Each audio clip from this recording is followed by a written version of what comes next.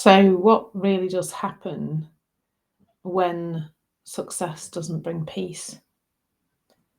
Well, I think the answer to that is that the chase just goes on and on and on until, well, in my case, until burnout took me out of work, took me to the point of utter collapse and to the place where I never actually managed to return to my job. I'm going to share, first of all, before I make my other points today, just run through my story again, my burnout story, because I think for me, the title of this video, When Achievement Becomes a Trap, that it became a trap. And I can feel quite emotional talking about that. That I spent my whole life trying to get somewhere, trying to be somebody, trying to be successful, trying to achieve. And it just never brought the satisfaction. It never brought the peace. It never brought the fulfillment. It never brought any of those things that I think all of us are brought up to believe, aren't we? That there is going to be some point at which it's all going to feel better if we just keep going.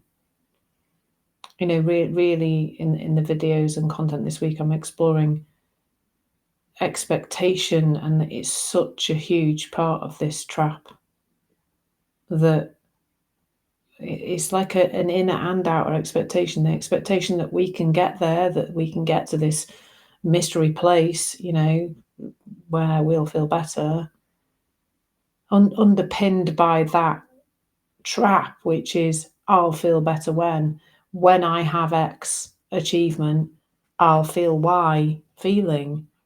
And that, because the whole thing just doesn't work that way, it is completely and utterly unattainable. And what that looked like for me was, as I say, chasing it from a very young age, always wanting to be the best, always wanting to be top of the class. I've mentioned this before, but when I was about 9 years old, I remember being at middle school and being in competition with another girl to be top of the class. That was my thing. That's where I wanted to be.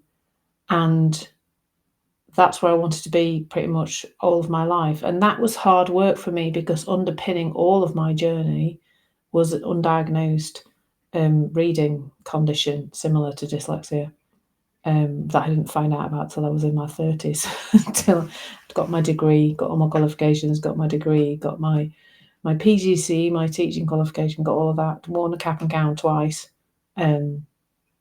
was well and truly on the way to being, I was on my journey to leadership in schools, already a leader in school by then. And and all that time I'd not known that the reason I struggled I struggled and didn't give up. I mean, 10 out of 10 Gen Xers for being super resilient, but I just worked harder. I remember sitting and revising and working hard. So that was me academically. Then that was me on my journey through work. I went into work in primary education and just kept moving up the ladder all the time. I think I thought that at some point, maybe the money or the success or the accolade or whatever it was I thought was there would somehow make me feel better. I even took a promotion when I was on maternity leave with my second child. So I had a 2-year-old and a baby, and I was applying for promotions. I actually, went to a promoted job as I went back after maternity leave with my second child. Oh, dearie me. Anyway, so that, and what happened in the end was that I got to the top of the ladder. I got to the place where I'd been saying, I'll feel better when, I'll feel better when, I'll feel better when. And of course, all of this has a great big layer of innocence to it. I didn't know that's what I was doing. I just thought that's what you do. Who doesn't think that, eh? And when I got to the top of that ladder, the thing I think I unconsciously thought would be there just wasn't there. And then there was just this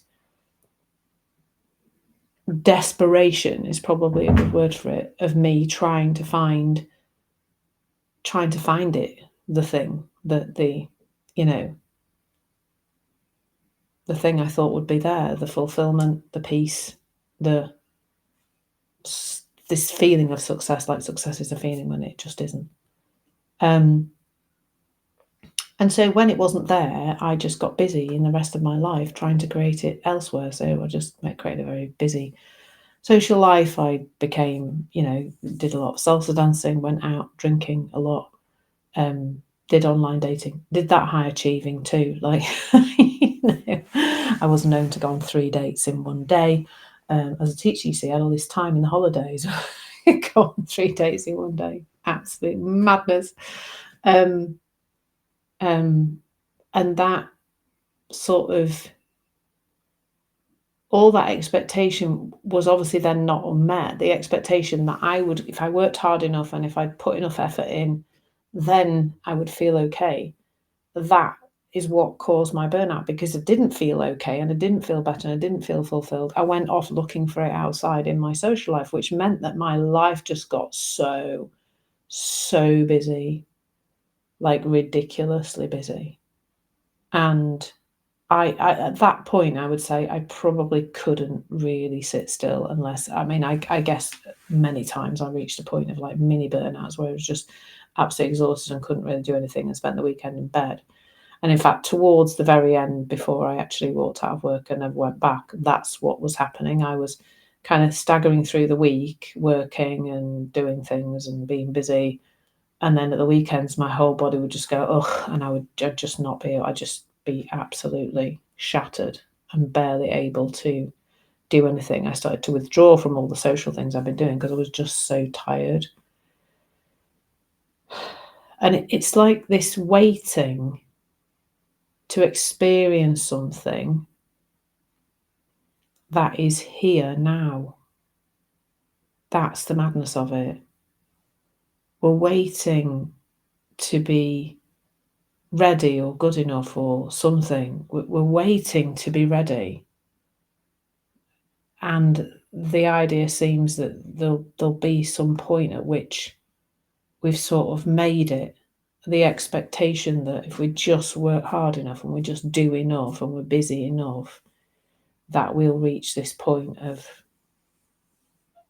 joy, I suppose. And what's the solution really is, well, there isn't a solution. There's a knowing that comes from this 3 principles conversation that we don't need fixing, we don't need to fix us, we don't need to fix the outside world, we don't need to do any of that. We are presence.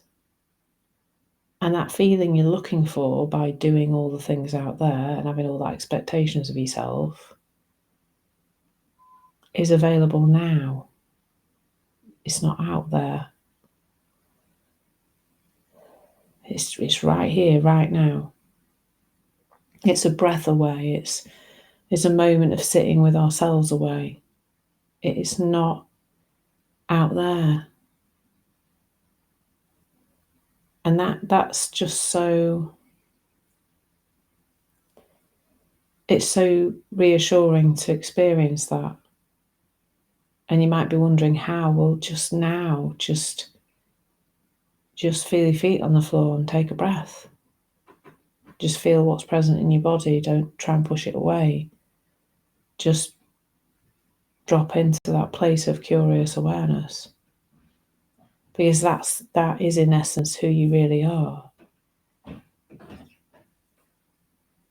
I think so much of our achievement is driven by this sort of unexamined self-doubt. We're driven by that. It's pushing and pushing and pushing us forward when that's not us, really. We don't need to be entangled in that.